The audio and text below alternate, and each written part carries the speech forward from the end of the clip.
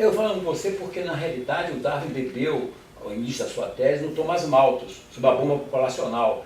E nós estamos crescendo geometricamente, embora em alguns países já tenha havido crescimento negativo, como a Alemanha.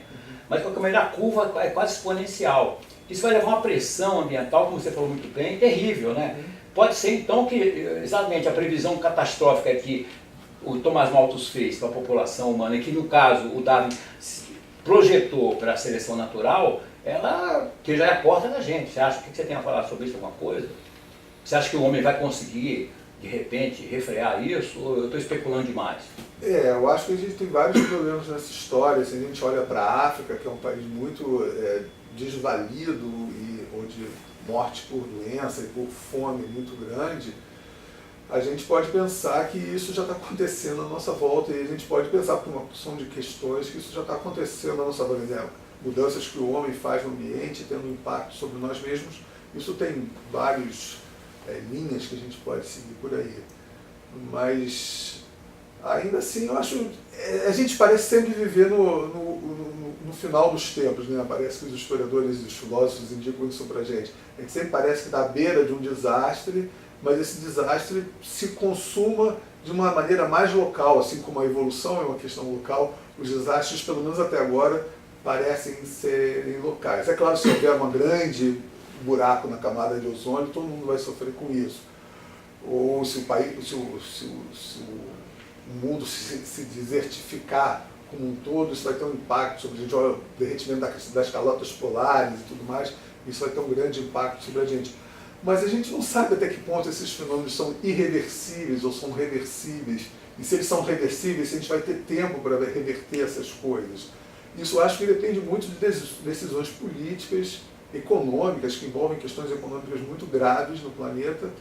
E eu não tenho muito a dizer sobre o futuro. É difícil dizer. Quando a gente não está falando quando a gente está falando de futuro nesse sentido, um cientista pensa em predições muito específicas, muito circunscritas. Se o ambiente for assim, a espécie vai ficar de uma maneira diferente.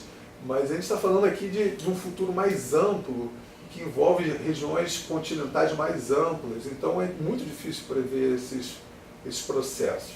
Essa era uma acusação que fazia a respeito do darwinismo, que ele não seria uma ciência, porque a ciência geralmente é preditiva. E como o darwinismo é uma ciência histórica, o darwinismo, você não pode prever, dizer, então o darwinismo não é a ciência. Mas assim, no tempo do Darwin ele recebeu muitas críticas disso, no sentido até de as pessoas diziam que ele não era capaz de mostrar uma espécie aparecendo nova e tudo mais. Hoje, quer dizer, já há algum tempo a gente tem alguns modelos que mostram que a evolução funciona, não só entre bactérias, mas entre os tentilhões de Darwin, lá os dois cientistas famosos, atualmente Rosemary Grant e o Peter Grant, que estão muitos anos lá em Galápagos, mostrando como o processo evolutivo funciona lá. Isso tem tudo a ver, estão mostrando, mais uma vez, que tem tudo a ver com o ambiente. Na verdade, quando a gente faz seleção de bactéria com antibiótico, a gente está falando justamente, está fazendo uma mudança ambiental no ambiente das bactérias, e naquele novo ambiente algumas conseguem sobreviver e muitas morrem, o que faz com que as resistências ao antibiótico prevaleçam no ambiente. Isso é uma demonstração de que a evolução acontece.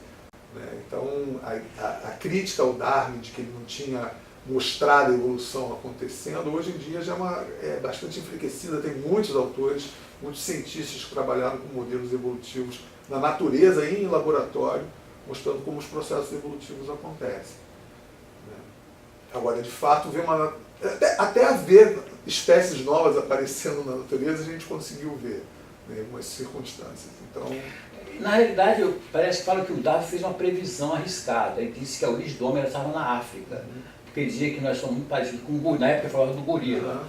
Então ele fez uma previsão arriscada. Quando encontraram os fósseis na África, pronto, a previsão do Darwin se fez. Retroativamente, mas fez a previsão. Então é interessante isso. É claro. Assim, são duas coisas diferentes. Uma é você submeter, quer dizer, tentar criar modelos experimentais de evolução, que se faz hoje no laboratório, se faz lá nas Galápagos, tem outras pessoas que estudam peixe fazem isso. E a outra é fazer predições como essa, ou retrodições como essa que você disse. Se o homem se originou na África, é possível encontrar fósseis humanos na África. Se fosse na Ásia, era na Ásia. E os fósseis, de fato, foram encontrados na África. Darwin tinha uma ideia que o Richard Leakey, antropólogo, você falou há pouco tempo atrás nele, chamava de pacote darwiniano, né? Que teria dito que, se eu não me engano, eram 4 características. Era o tamanho do cérebro, a postura ereta, a aquisição de uma linguagem e a produção de implementos, né, de instrumentos artificiais. E o Darwin dizia, erroneamente, que essas 4 características teriam aparecido juntas.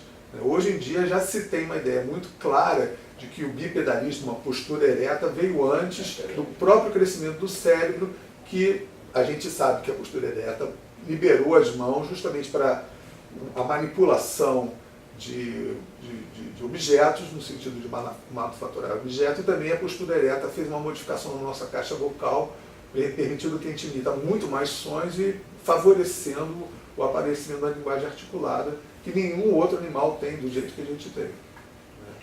E parece que isso é que provocou a socialização do homem, a complexificação, e o cérebro começou a crescer, né? É uma das hipóteses, exatamente. Que a postura ereta tenha favorecido a linguagem tenha crescido o aumento do cérebro, que por sua vez favoreceu também a sofisticação da linguagem, que faz isso feedback, feedback positivo, a espiral crescente. Né?